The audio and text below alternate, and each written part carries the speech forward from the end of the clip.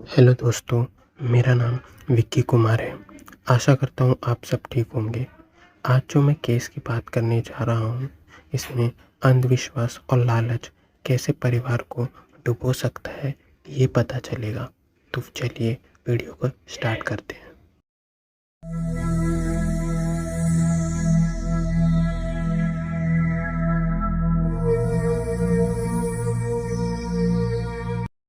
इस केस में 3 पात्र हैं। पहला भगवल सिंह, उसकी पत्नी लैला सिंह और मोहम्मद शफ़ी। चलो पहले भगवल सिंह के बारे में कुछ जान लेते हैं। भगवल सिंह का परिवार बहुत प्रसिद्ध थेरेपिस्ट थे। इनके पूर्वज मसाज देने का काम करते थे और धीरे धीरे अब ये भगवल सिंह को मिलता है। भगवल सिंह का पहला शादी शोभा के साथ हुआ था और उनकी एक बेटी थी, लेकिन वह अब दुबई में काम करती थी। भगवल और शोभा का तलाक हो चुका था। भगवान सिंह की दूसरी शादी लैला के साथ हुई थी और उनका एक बेटा था। बेटा दुबई में काम के सिलसिले गया था। ये दोनों केरला में अकेले रहते थे। यहाँ पे ये दोनों अच्छा पैसा कमा लेते थे क्योंकि इनका मसाज का बहुत पुराना बिजनेस था और हर गांव वाले मसाज करने के लिए इधर ही आते थे और दूसरे राज्य से भी लोग इधर ही आते थे क्योंकि ये सोशल मीडिया में भी बहुत फेमस थे। केस के तीसरे पात्र यानी मोहम्मद शफ़ी के बारे में जानते हैं। मोहम्मद शफ़ी का एक रेस्टोरेंट था। मोहम्मद शफ़ी जो था ये थोड़ा साइकोपैथ टाइप का इंसान था। इसे किसी शरीर में से खून निकले तो इसे अच्छा लगता था। 2019 में मोहम्मद शफ़ी ने एक अकाउंट बनाया था जिसका नाम श्रीदेवी था।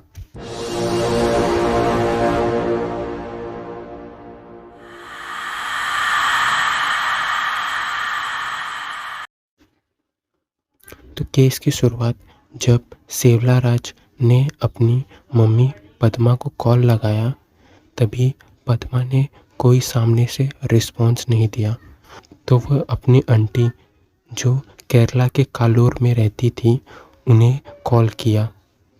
तो उन्होंने जवाब दिया कि उन्हें पद्मा के बारे में कुछ आइडिया नहीं। तो सेवला राज की आंटी ने पुलिस में कंप्लेन दर्ज कराया। अब जो सेवला राज था वो चेन्नई में रहता था और पैसा कमाने के लिए सेवलाज की मम्मी यानी पद्मा केरला में लॉटरी टिकट बेचती थी और वह अपने दोनों बेटों से हरदम बात करती थी। पुलिस छानबीन की शुरुआत करती है और उन्हें पता चलता है कि उसने लास्ट कॉल मोहम्मद शफ़ी को लगाया था। तो पुलिस मोहम्मद शफ़ी को हिरासत में लेती है। तो वह पद्मा को पहचानने में मना कर देता है और पुलिस के ज़ोर ज़बरदस्ती से पूछा जाता है तो वो अपना सच कबूलता है कि मैं इसे जानता हूँ और फिर उसने अपना सब सच्चाई बताई।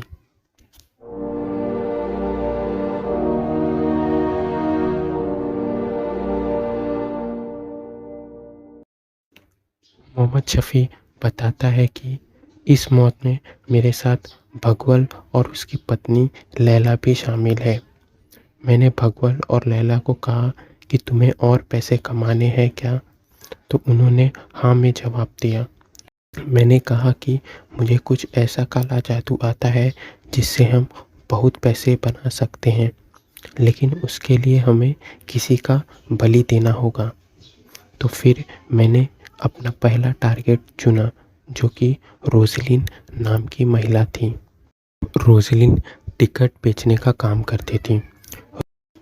रोजलिन अपने पति को छोड़े 20 साल हो गए थे क्योंकि उसका पति उसे खूब मारता था।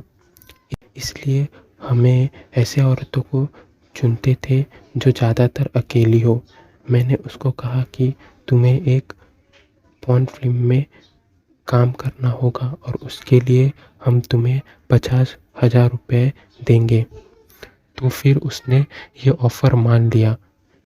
फिर क्या, उसने उसे 8 जून को बुलाया और उसे एक कमरे में लेके गए।